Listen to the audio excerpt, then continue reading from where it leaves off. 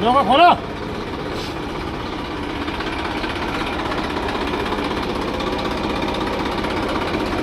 नहीं चलिए यहाँ जाना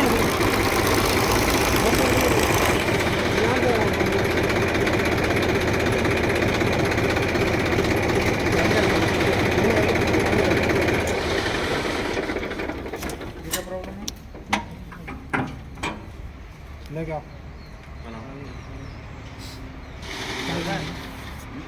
चाय बना दे